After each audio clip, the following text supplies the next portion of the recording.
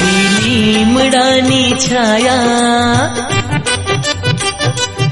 એવી ઘનશ્યામજીની માયા, જેવી લીમડાની છાયા એવી ઘનશ્યામજીની માયા, માયા રાખવી પડશે ભજનમાં આવવું પડશે।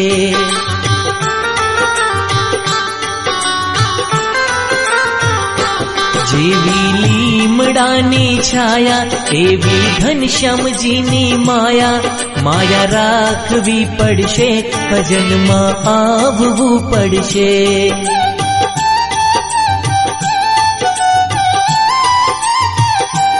માયા રાખવી પડશે ભજનમાં આવવું પડશે।